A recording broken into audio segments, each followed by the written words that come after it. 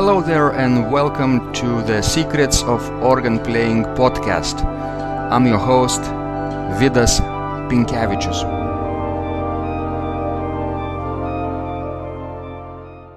Today's guest is Dr. Michael Hammer, an American organist, pianist, composer, improviser, and fellow blogger, who is the creator of the blog called Pianonoise. And he is also the organist at Faith United Methodist Church in Champaign, Illinois. And in this conversation, Michael will share his ideas about being a blogger, about being an improviser, composer, and of course liturgical organists. So let's go to the show, and I hope you will find this conversation inspiring. Michael, I'm so delighted to finally talk to you. I've been following your blog, Pianonoise, for quite a while, and you are a brilliant storyteller.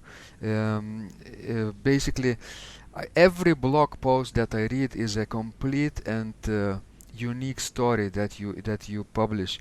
I am so envious of this skill because, of course, telling stories is what it's all about, in music, in words, in pictures, in videos, anything. So, Michael, tell us a little bit about yourself. Who are you and what do you do? Well, I grew up in a very small community. It was about a square mile. I grew up in a small white A-frame church such as Dot, Middle America. We have a lot of those. And I started to play the piano at age 5. Well, I took lessons at age 5. I think sometime when I was 4, I remember trying to write down tunes on a little sketch pad with homemade staff paper. And apparently my mother decided it was time for piano lessons. So from the age of 5, I began to study first with her and then the local elementary school music teacher.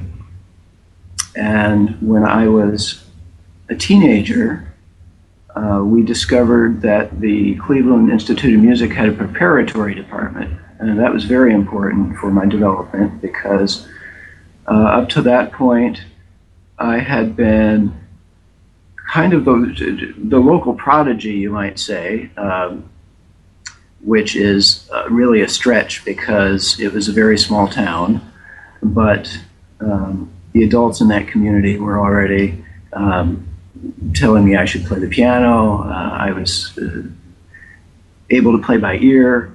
I was able to make things up, which, by the way, saved my parents a lot of money on sheet music.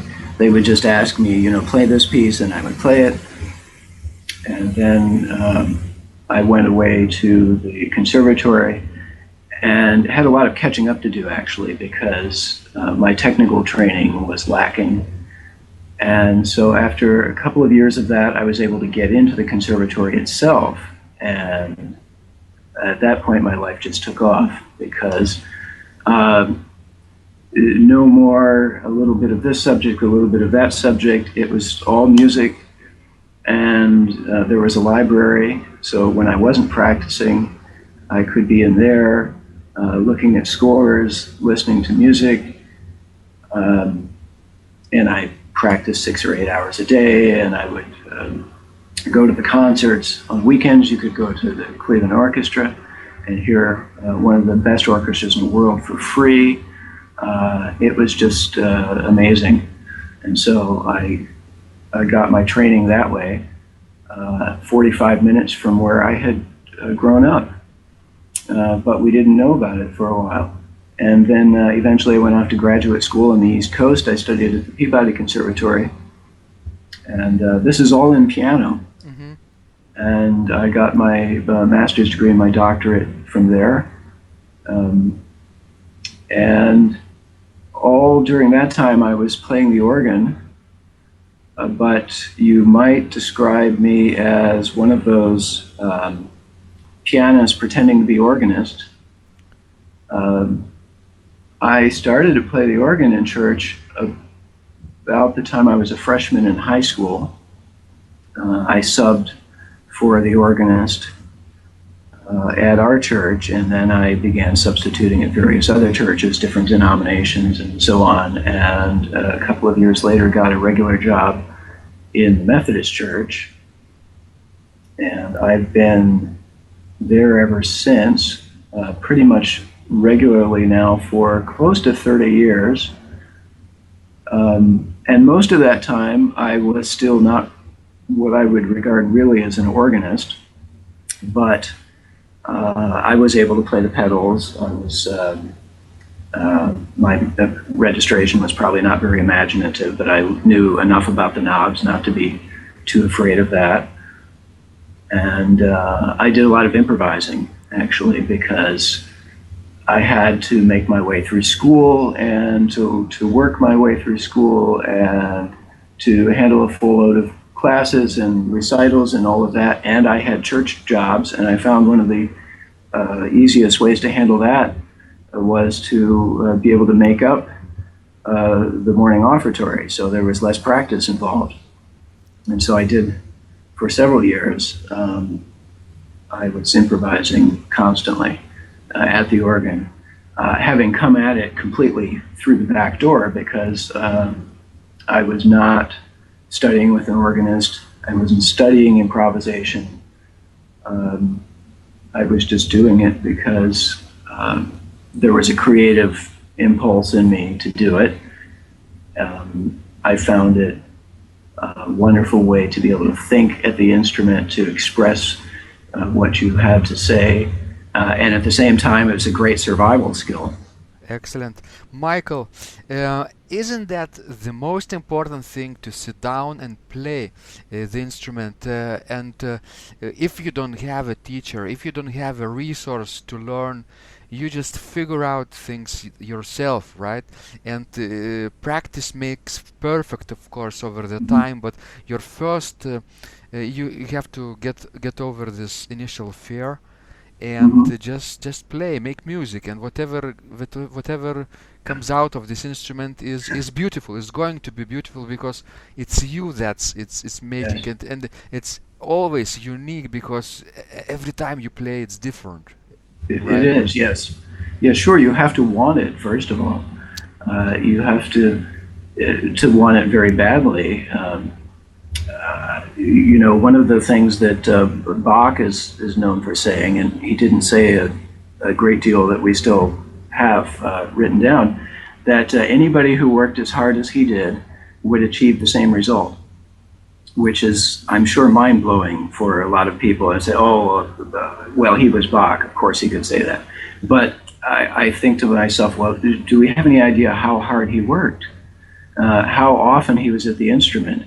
It's easy to look at someone's accomplishments and to say, oh, well, that was easy for you, and you have no idea what came about simply because of the hours that they put in, the times that, surely even Bach said, oh, that was a terrible improvisation. Oh, I'm never going to get anywhere. And he just kept working, and now we have the results. Exactly. But, exactly. You have to be willing to put your yourself where your heart is, right? You have to be willing to do the work. Not only dream about becoming a professional organist or concert organist or any kind of person who is achieves things, right? But you have to be willing to make this happen, and whatever the challenges you face, there are multiple, right? I'm sure every person has, but somehow or another we have to face this ourselves, and nobody can really say and give us a magic pill, right? How to live our life in an easier way and to make take shortcuts and do a little faster and overnight success. It doesn't work. Sure, you have to put in the work. But the amazing thing is it builds on itself too once you've begun. I think sometimes the hardest part is right at the beginning, and once you begin to see results, you begin to get more enthusiastic, and that can lead in all kinds of different directions, including places to learn if you don't have a teacher. I think I discovered your blog simply because I wanted to find blogs by organists, and it's not so difficult anymore. You just go into the little Google box and type in organ blog, and so you can start reading things and learning from other organists.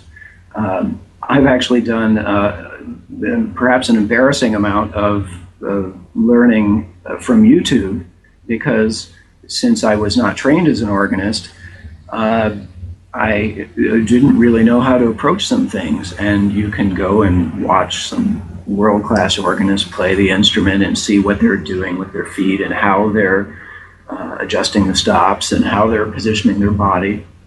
This was something we would do at the conservatory. When I was a piano student, you would go and you would hear a great pianist play a concert, and after a couple of hours, of course, the first thing we would all say to each other is, "Oh, I have to go practice. Oh my goodness, I need to go practice." But you would go practice and you would see how you were treating your body differently from watching them for a couple of hours, and how smoothly they would flow, or how they would prepare something, and it would feel different. And so it's a very interesting phenomenon. And I find sometimes just by watching people, not to mention reading, but that's all from curiosity. That's all from wanting to do it, and it builds from what you do. And then the more that you can do, the more you will get out of watching somebody else do it. Exactly. Because the other day I saw someone playing a piece that I was playing, and he looks down into the corner of the organ, and I know exactly what pedal coupler he's trying to find, because it's buried right underneath where you can't see it. And there's just that brief moment where he turns his head, and I say, "Oh yes, I know what he's trying to do there," because it's right there. Yeah. And, yes, you have to be very curious, as you mentioned.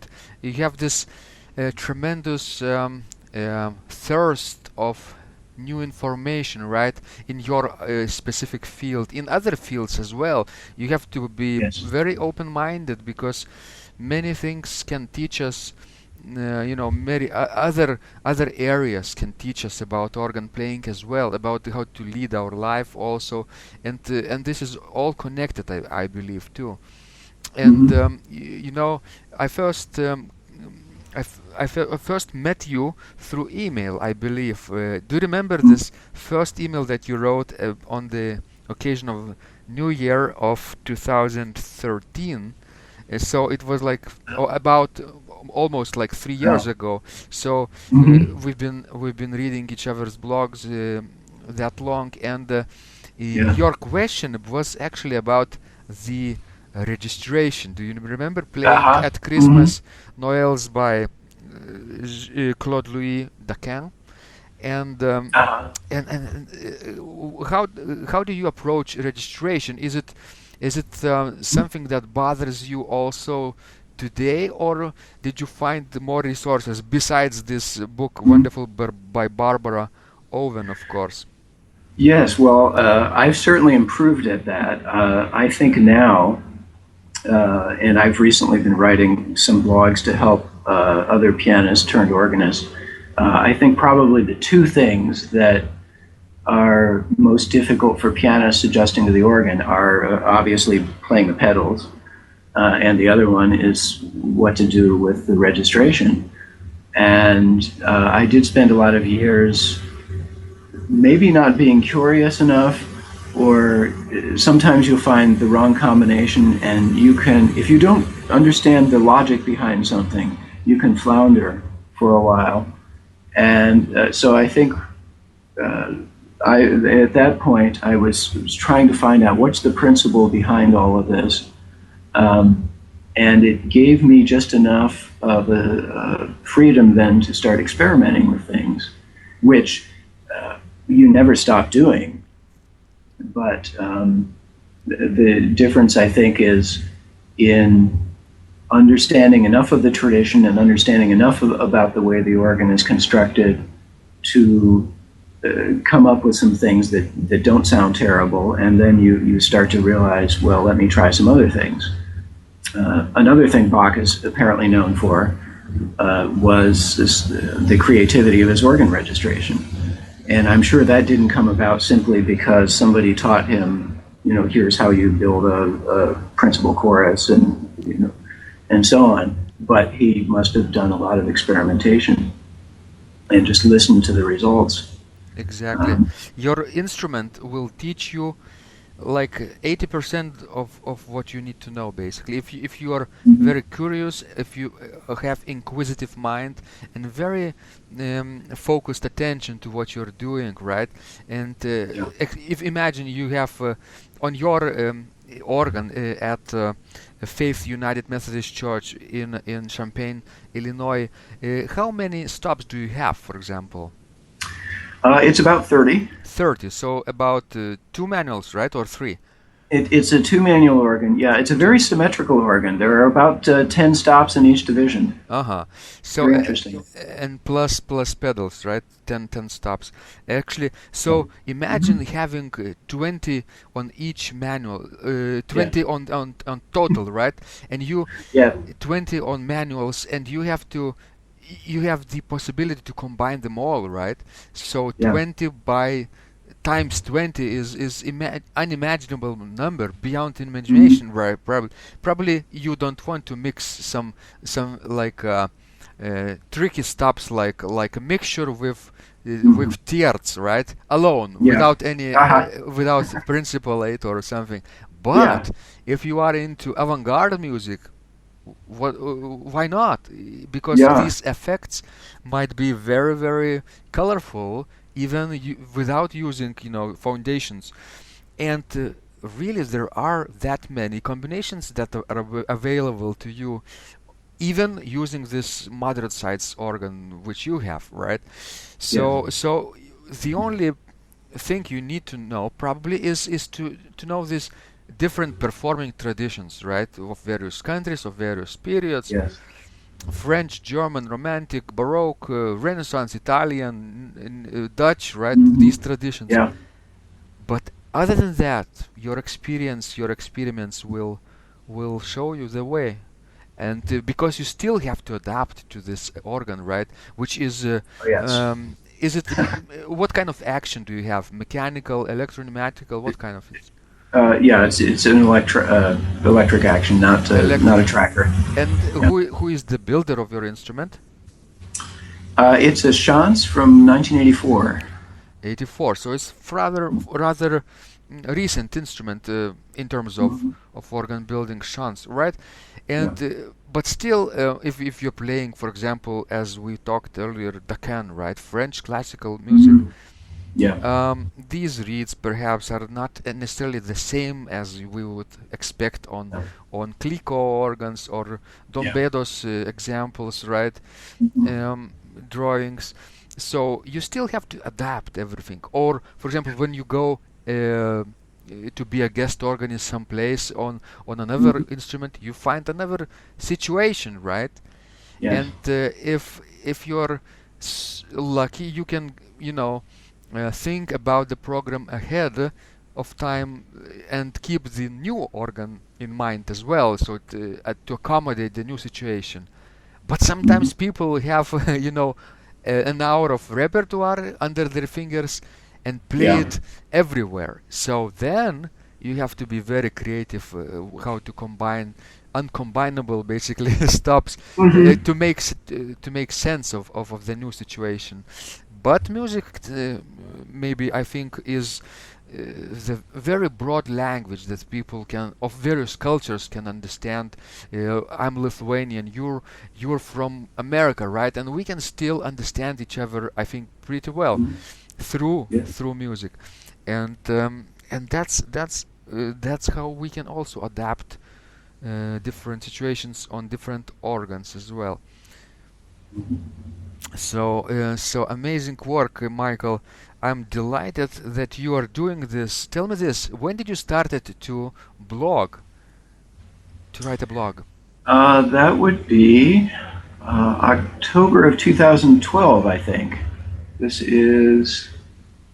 think this is my third year, or is it? No, it's my fourth year. October, right? Yeah, middle of October. I started just a little bit earlier, end of 2011, just 11, and Yeah. we're still very recent in recent years, 5 or 4 years. It's fairly recent Yeah. because Yeah. blogs are, experienced bloggers started writing blogs when they first started to appear in 2004, I believe. Oh, 5, 4, 6. These are early yeah. days. Bloggers like Yeah. Seth Godin, right? Like Yeah. Pro Blogger came out also at that time, and they started teaching these ideas how to write blog posts and these things. But I'm curious, who who who or what led you to really create the blog? I know that you really created your website Pianonoise earlier, right? Starting from Mhm. 2002, I believe. Right. But what kept Yeah. you to this idea of writing things out loud and thinking of things out loud and sharing it to the world? Well, you're right. Pianonoise is from the summer of 2002, and I don't know when I first had the idea rolling around in my head. I just remember rolling out of bed one morning and saying, it's about time I registered this domain because somebody else might take it. I don't know why I thought Pianonoise was something somebody else was going to want. It's a strange word, although I have to say every time I tell people what my website is, first they're a little confused, and then you get the impression, well, they're going to remember this. Exactly. So it's a very unusual, Pianonoise. And then they'll say something like, oh, well, it's not noise, because they're trying to be nice, I actually think that, and I think I've written about this over the years, but noise is sort of an inclusive term. It can be anything from, turn that noise down to something that maybe is, it depends on the ear of the beholder. So I find it an interesting term anyway. And of course, in the beginning, it was intended for the piano. And now I probably have very close to the same number of organ recordings on it, and I spend most of my blogs writing about the organ, and probably a similar number of articles, which doesn't bother me at all. It probably really ought to have been called Piano and Organ Noise, but that's too long to type anyway. So Exactly. So it is what it is. But I think from the beginning it was supposed to consist of two things. I wanted to share music, and so I wanted to actually share recordings, which back in 2002 is not so easy to do. In fact, I think it was a couple of years. Back then, we still had MIDI files, and so my earliest recordings, I experimented with MIDI files, and I thought, I can't stand the tinkly sounds of this. And then one day I was on the web and discovered that someone had posted an actual audio recording, and thought, wow, this is incredible. And then my next question was, can I do this? And that took a couple of years, and I started to do that. And that was just about the time, 2004, I was getting close to the end of my doctorate, and I was starting to take more of an interest in the organ. And I wanted to share recordings, and I wanted to talk about the recordings because my hope was that people who are not musicians would be able to come and listen to a piece of music. And you can do on the internet something you can't do in the concert hall, which is to really break a piece down and say, listen to this here, listen to that. Isn't it interesting what the composer does over here? Because when you go to the symphony, they'll give you a long blow-by-blow description of a piece that's a half an hour long, and then they turn the lights down, and then you can't remember 15 minutes later, what was I supposed to be listening for here? Exactly. And so you can actually take, a 5-second excerpt out and have them hit the play button now, which you couldn't do in 2002 either, but now that's available. And hopefully, that kind of approach, some people probably don't appreciate it because it's like explaining a joke or something. Well, I just want to listen. But if you do that a few times, your listening skills improve, and you begin then to be able to hear things that you couldn't hear before. And you can listen to a piece that's 15 or 20 minutes long and has several parts going on at once, and you won't get bored because you kind of understand the plot, or you understand the rules. You know, it would be like going to a sporting event or something. You know, you're going to a football game or something, and you know it's the last minute or two of the game, and you know the score is tied, and you know their best player has the ball, and he's in a duel, you know, and it's very exciting, unless you don't have any idea what's going on, in which case it's just a bunch of people running around kicking a ball at each other for 90 minutes, and you're bored.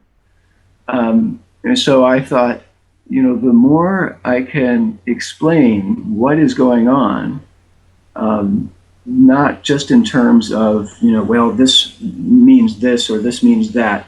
No, use your own imagination, use your own faculty, but here are some things that you can listen for and that might make the piece more interesting for you, or that you can understand about what was going on in the composer's world at the time, and hopefully that builds on itself, and then you really start to catch fire, and you hear things.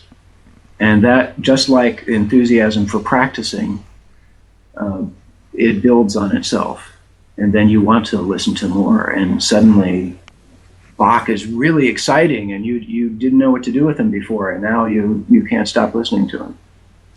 Exactly. So I was hoping to build a passion among listeners, really. The earliest attempts I had were to reach non-musicians, and since then I have also built in a component where on Wednesdays, particularly on the blog, I talk to other musicians and about building their craft in all of the ways that I approach it: improvisation, memorization, accompanying, any number of things.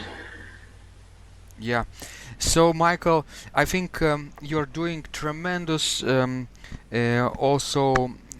tremendous work, I think, in terms of entire organ global community, because your stories that you share from your own, basically, practice experience, your liturgical organ performance experience, they can be understood, right, across the board, across many different situations, and people from various countries can relate to you, right, because they are also church organists, and they also have troubles in organ registration or turning the page, like in your recent blog post, right?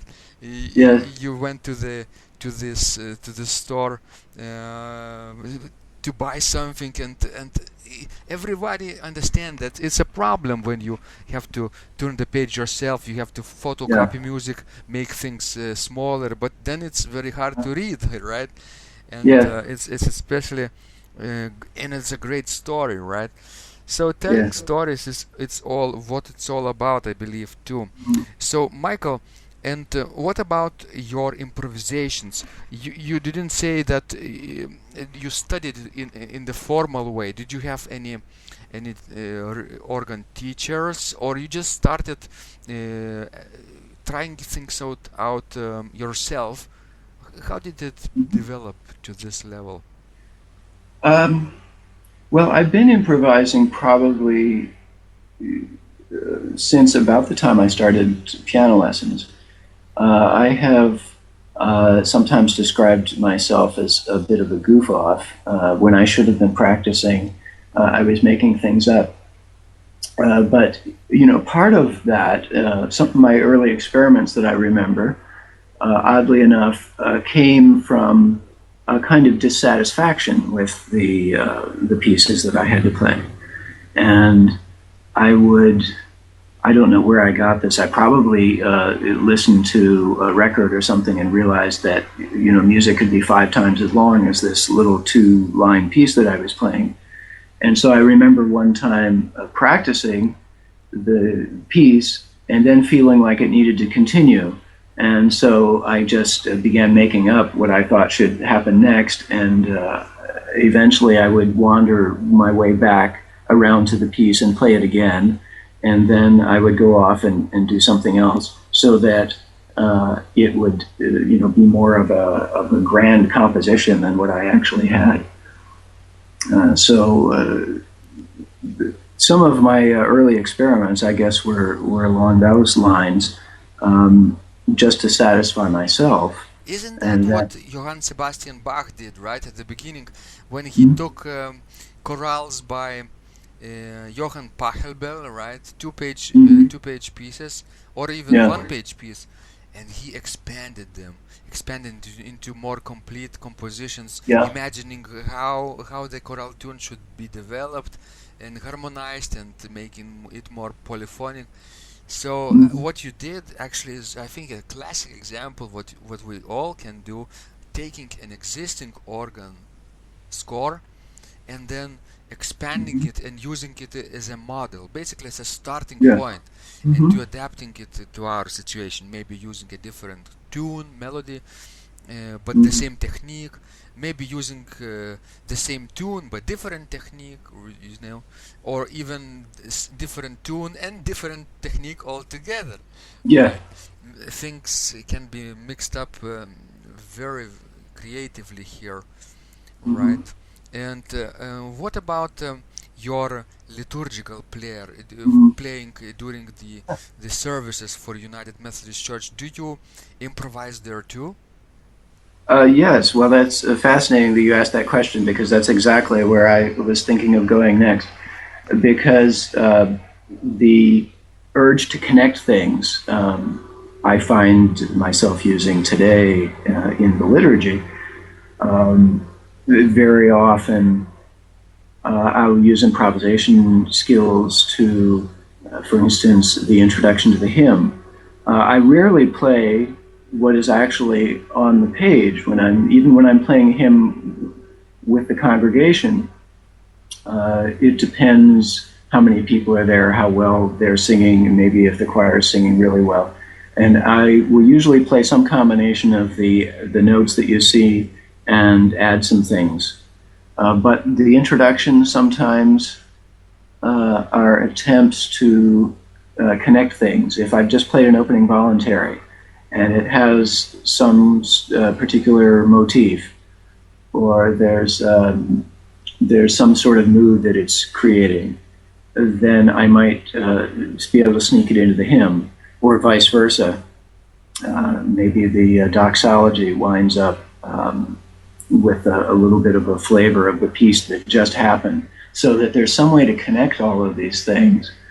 And so it doesn't wind up being a patchwork quilt, which is easy to do when you have all these short liturgical elements.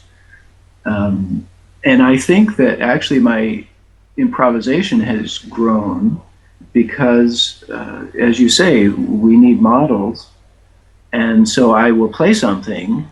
And I remember very well one week, many years ago, but playing an improvisation at the beginning of a hymn. And it sounded like it emerged from nowhere, but actually I realized as soon as I had done it that I had practiced a piece on the piano just a few days ago, and it had some of the same patterns in it.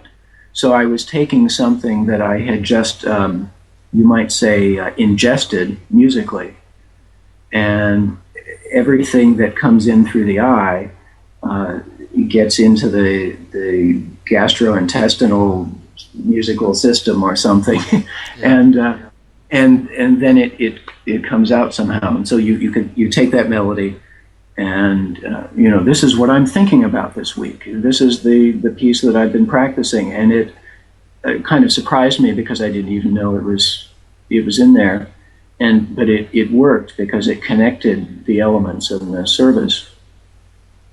Wonderful, wonderful. I am so happy to hear that other organists are using the same tricks that we all do, and you have to just let go of initial fear, right?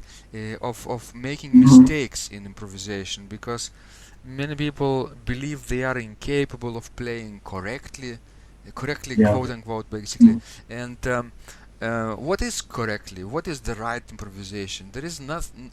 There isn't anything right or wrong in improvisation, because it's you that creating, right? And you just make things up, mix things up as you want, and you are the authority here, basically. And if something happens that you didn't intend, you can repeat this mistake twice, Mm-hmm. right? And it Sure. will become the part of your composition, the part of your improvisation, intentional. Yeah. It's a clever trick that I read about in I think Hancock's manual about Uh-huh. improvisation, and he Sure. says that salvation is Yeah. always not more than a half step away. If you make a Yeah. mistake, you just Yeah. play something half step higher or lower, and it will resolve beautifully. Yeah. Yeah. It's very interesting. Well, yes, it's strange because very often I do find myself judging the improvisations. I find, oh well, I don't like this. I don't, and it's strange because there really is no answer. Did it go well or did it not? There seems to be something inside that wants something, and if you find it, wonderful, and if you don't, you'll have to keep looking. But people in my congregation are convinced that I never make mistakes, which is a very. And I tell them, well, actually, I'm making them all the time. But if you are really in the moment and you're listening to what you're doing, that dissonance can immediately resolve. Now, it helps, I guess, if you really understand what you're playing. If as you're playing it, you can realize how, or you can hear which voice is maybe not where it needs to be, or it is right now, but then it needs to resolve. And so every minute you have to be focused on just what's happening there. And of course, it helps then also if you can record in your mind. You have to be a little bit like a DVR, I guess. Uh-huh. You play a phrase, and as you say, very often, yes, you have to then be able to recall that phrase. And one of the things I will do when I work with students on the improvisation, okay, now play what you just improvised again. And sometimes they can't do it. And I said, well, you have to work on that skill because you have to, memorization and instant memorization is a big part of improvisation. Exactly, and it's exceedingly tricky to acquire, because in composition, on written page, it's so easy, right? To repeat things. You just Yeah. mark repeat sign, and that's it. You repeat Yeah. exactly as is written. But when you play something from your imagination, right, or Yeah. you're harmonizing, for example, a tune, and you want to repeat the phrase in exactly the same way, unless you understand what you're doing, it's exceedingly difficult. Yeah. On the Yeah. other hand, who told that we have to repeat exactly as it was played before? Yeah. Nobody, right? Nobody. If you have the imagination to repeat with variation, that's even better, I would say, because it's unpredictable. It's lively living organism, right? And Yeah. changing all the time, like a virus, adapting. Your improvisation, your good improvisation, basically. I remember on my first attempts to improvise in public, I would create this piece, for example, very beautifully, using some Baroque techniques. Let's say it's a chorale prelude in the trio texture, magical trio texture, where the hymn tune is put on the left, in the left hand part, in the tenor range, and played on the beautiful oboe stop, for example, and the right hand plays ritornellos with the pedals and accompaniment figures, arpeggio or other melodic figures, and you create everything. But first of all, I would memorize, because I was so afraid of making stupid mistakes when playing in public. So I would prepare as a written out composition for myself. Even I would not write things out, but memorize as I practice, and recreate exactly the same way, bit by bit, measure by measure, and it will come out the same time, the same way every time, That was in the beginning. And there are some recordings like that on YouTube on my profile, and I still keep it to this day because it's a documentary of my process. I'm not ashamed to admit, because it's how I started. But later I realized that you don't need to memorize anything here, because you are creating in the moment. And if your hand wants to go right but you go left, you just follow your hand. If your mind goes up and you accidentally go down, that's no big deal, right? You just follow it, and you always can adapt accompaniment and harmonization to make less or more dissonant as you go, basically. So did you have the same experience also about memorization at the beginning? Yeah, I've always found it rather difficult, actually, to combine improvisation with memory. I would, for instance, be sitting there and the sermon was coming to an end, and I was about to play the offertory. And one of my early churches, every week I was making this up. And I would start hearing something in my head that I wanted to play. And I would think, no, I shouldn't listen all the way through, because then I'm going to try to create what I did. And for some reason, that seems to be more difficult. Although there was also a period during that time, even though, as I say, I wasn't learning through a method, I did have various stages in my life where I remember specifically trying certain things. And there was a period where we had 2 services, and I thought it would be an interesting challenge to improvise at the first service, and then to see at the second service if I could play exactly what I played at the first service. So imagine, trying to improvise an entire piece, and then let me see if I can remember exactly what I played. And of course, at that point, the pieces weren't nearly as structurally difficult. But I was apparently experimenting with that, not realizing, I guess, how important memory could be, but simply thinking, well, this is a challenge and I want to take up the challenge. Michael, I've thought about our conversation in the beginning, that you are a tremendously generous person. I mean, not only because you're making music for your congregation, but also because you share those ideas.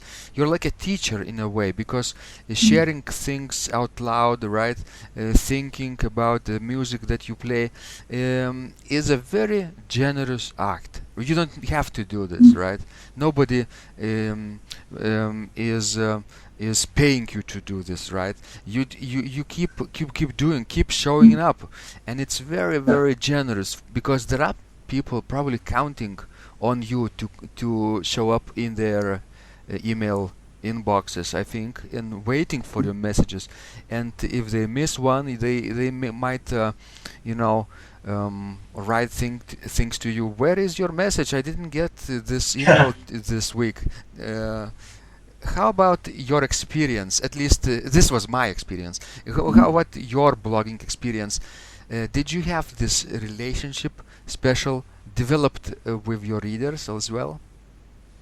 Well, because of the website, which, as I said, is older, the format of that is very different, and there are actually some articles on that page, on various pages which are much older. And so, unlike a blog where you write consistently and it it keeps track of everything like a diary. There would be separate pages and different articles. And some of those articles have gotten some attention.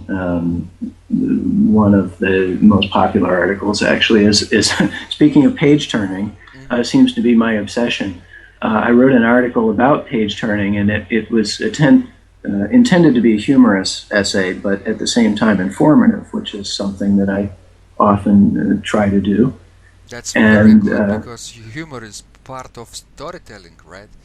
Yes, indeed. And it connects people, I think, much more easily than if you just use dry technical language all the time. Exactly. I even find it dry. So I think if I'm reading along and it says, well, the composer, flips the theme upside down and plays it in retrograde inversion against the second theme, and then there's a retransition, and if I find myself getting bored, well, I can imagine.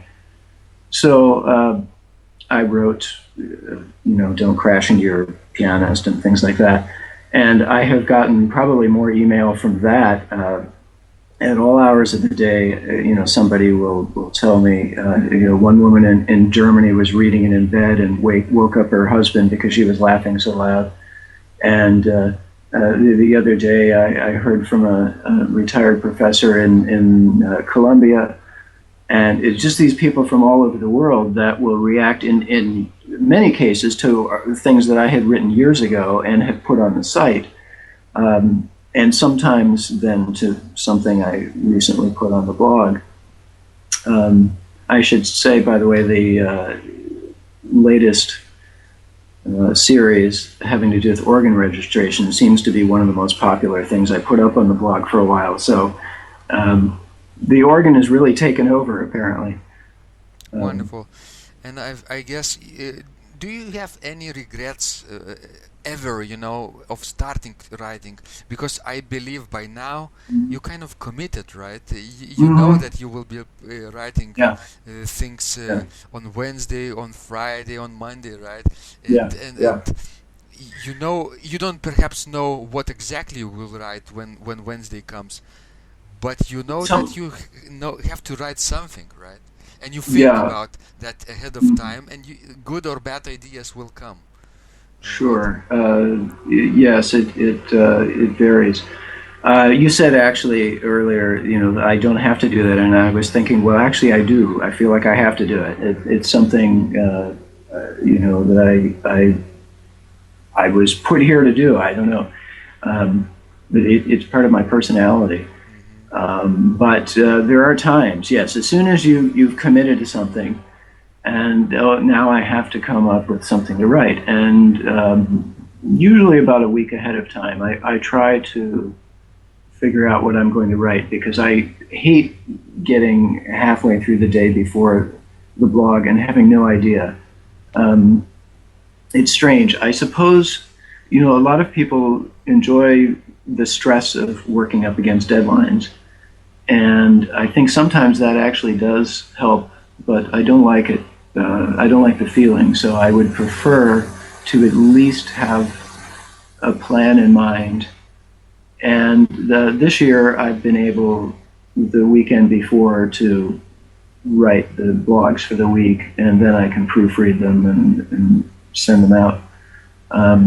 Last semester, I think I was doing it very late, and it got difficult, especially about February and March, when the weather is cold and it's very dark here in Illinois, and I start getting a little depressed, and it gets harder to write the blog, I found. But when the weather is good, when things are going well, when I have an idea, and ideas are easier to get if you're engaged in what else is going on. Maybe I read your blog and think, oh, that reminds me of something, and then I have something to write.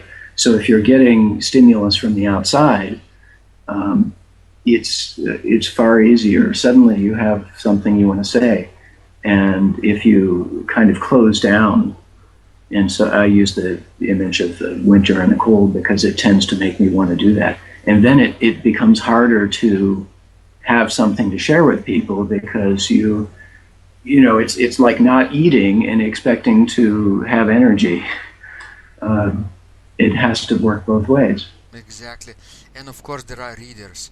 Readers always are curious, always asking questions, right? And Yes. that's perfect ideas for your blog post, for Yes. articles, because these questions are interesting or relevant or useful or helpful for one person. You might assume there are hundreds or thousands of other people who would ask the same question. And Hmm. that here you go. This is the perfect idea for your article out of nowhere, right? You Yeah. didn't expect this Hmm. question to appear in your inbox, but here it sits, and all you Yeah. have to do is to reply that person, and then later perhaps to expand and make it into your blog post. That's it. That's Hmm. very classical way of writing. Oh, Very nice. practical Yeah. advice, I would say. Hmm. Do you Yeah. do you see just short sorry to interrupt you? Do you see yourself as a teacher in blogging too? Yes, I think so. Very much. I have been a teacher, in the traditional way. I have done some college teaching. I had a studio of piano students and composition students and things like that. So I guess it's in some ways simply a spectrum. Mm-hmm. It's a continuous thing. But when I give concerts, I will take the same approach very often, and people like that. In fact, even at my church, I will put things in the bulletin about what I'm playing.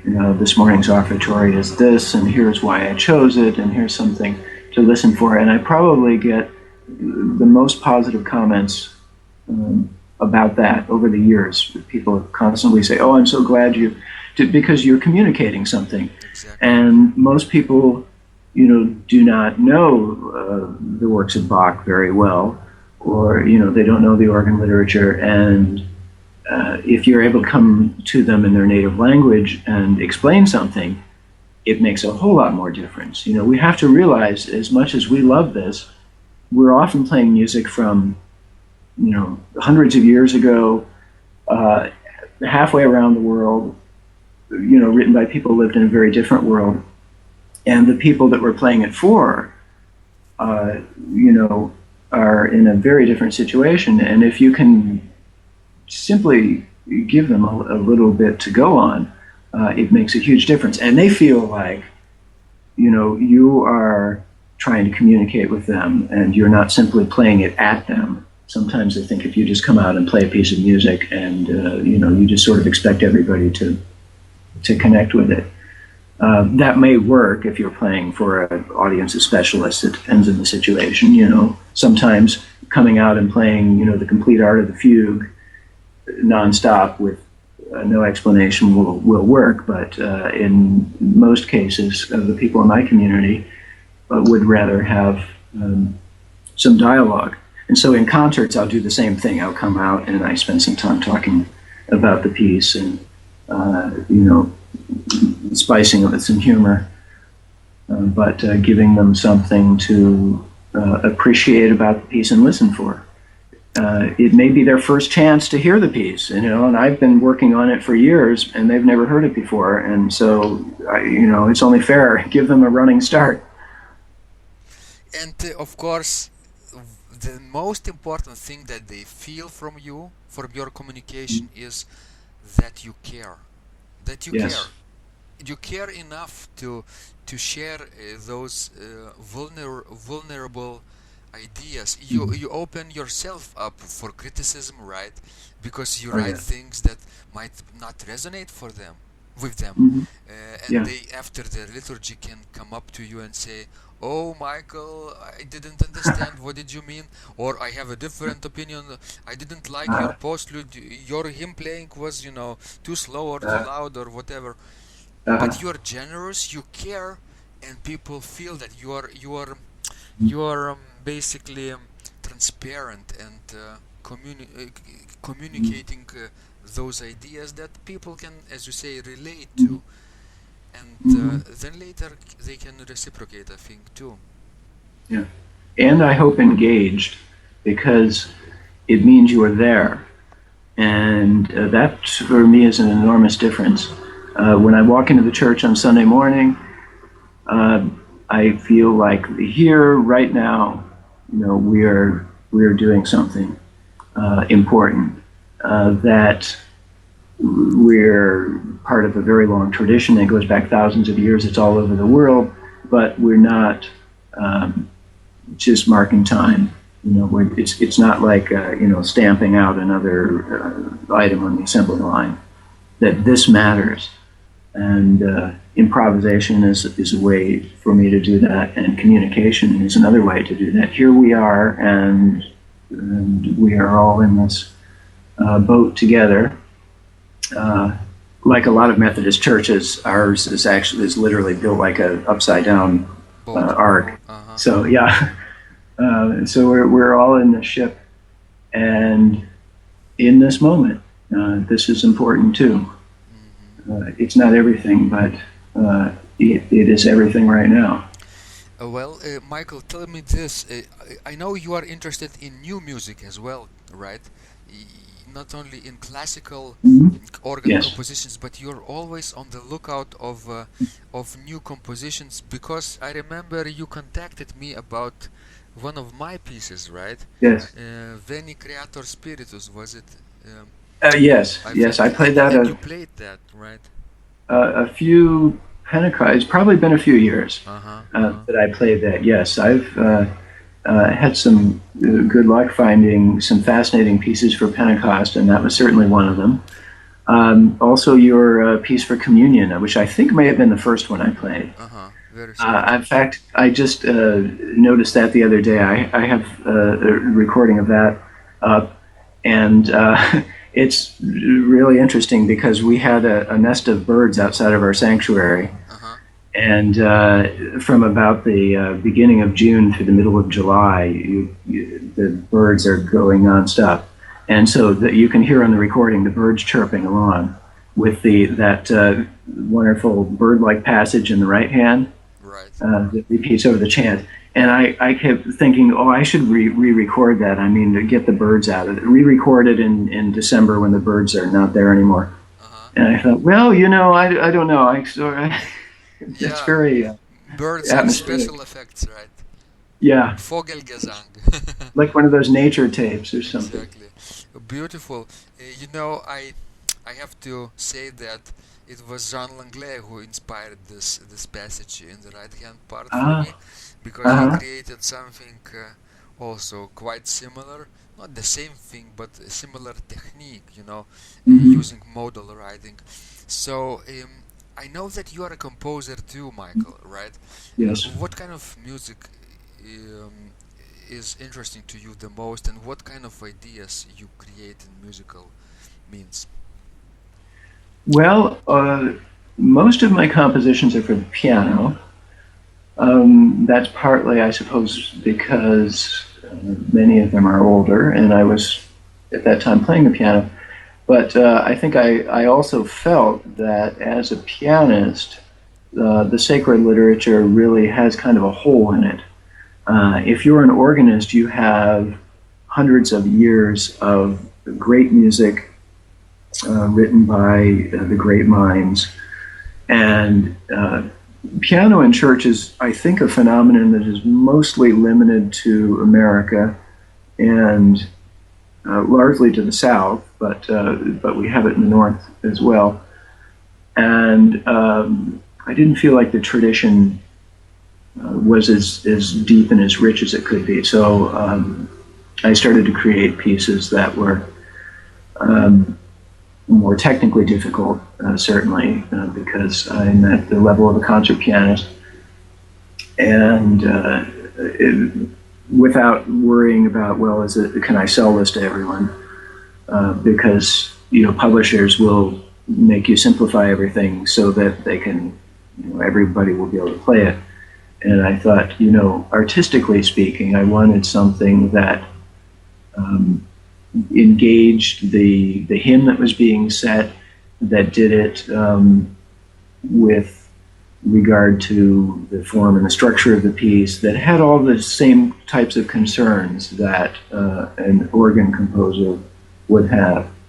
And so the majority of the pieces that I've written up to this point have been for the piano, and many of them, I would say most of them, are built around hymn tunes and can be used then for opening voluntaries or offertories. We have a wonderful Steinway sitting right next to the organ, and so I'm able to hop off one bench and onto the next. And so I'll often play one of those. But stylistically, it tends to be somewhat eclectic. I found early on that one of the things that I was doing was trying to historically engage the era of the hymn. And so if the hymn was written in 1830, I might pay a sort of homage to what was going on artistically in that period. But at the same time, I never wanted to sound like an imitation. So hopefully everything I've written sounds like a 21st century composer, nevertheless shifting gears and maybe paying some attention to other styles without being completely submerged by them. And I've written a few organ pieces, but they tend to be improvisations that I've later written down if I was lucky enough to have a tape recorder available at the time.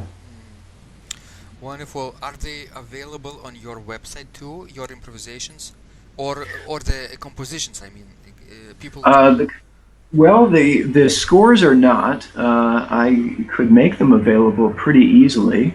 These days, all you have to do is make a PDF out of things and send them. And to this point, I have not made any serious attempts to sell them or to make them available. But if anyone is interested, the recordings are available of maybe a quarter of what I've written. I have to tell you, they're mostly buried under a pseudonym. If you know French, many years ago, I was looking for a way to list the offertory in the bulletin, and for some reason I didn't feel like putting my name in there every week. And the fellow musician who worked at the church pointed out that hammer in French is marteau. And so my nom de plume was born. And so if you go to the button that's marked listen, if you go to Pianonoise and click on listen, there's a whole archive there, and several compositions ascribed to Mr. Marteau,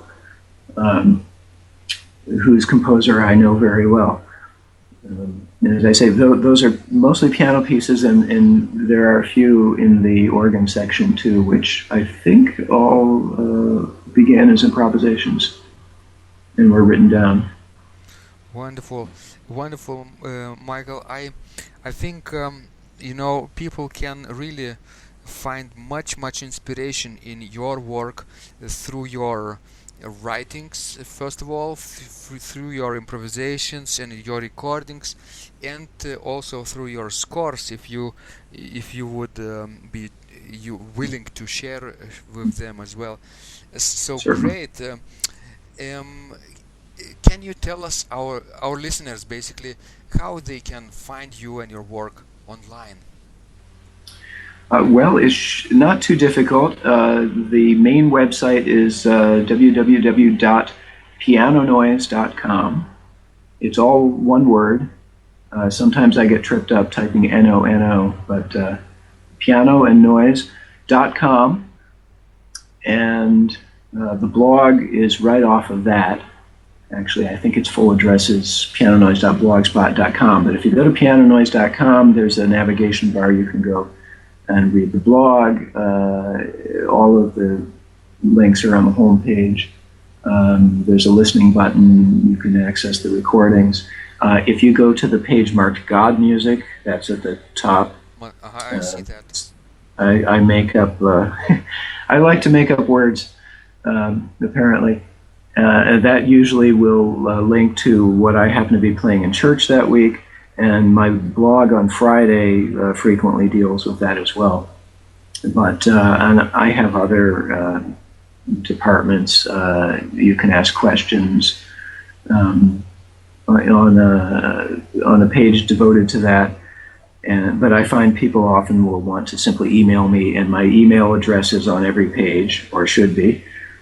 And so you can do it that way too. Wonderful, Michael.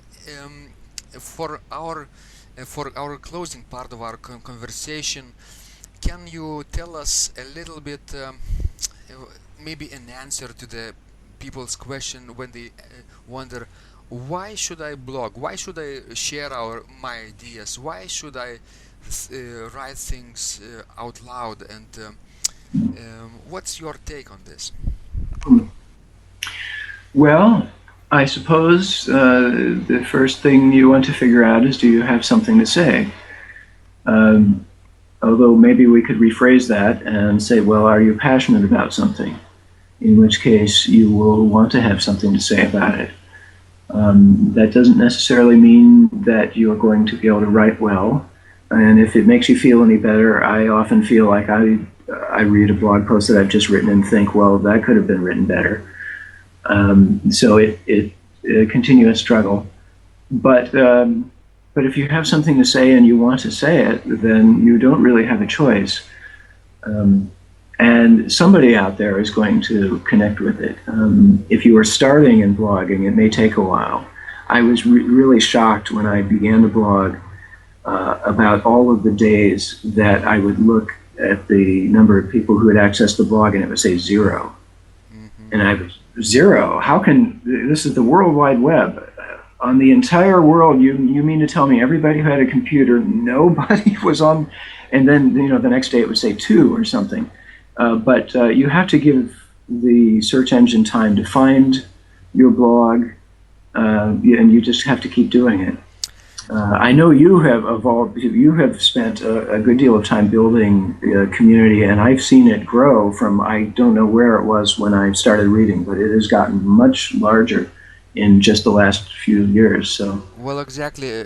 My blog is very easy to track because of the Secrets of Organ Playing page on Facebook, because there are different people reading this on Facebook also, so then they can connect with me on Facebook. So various social networks today are great tools in communication and connection.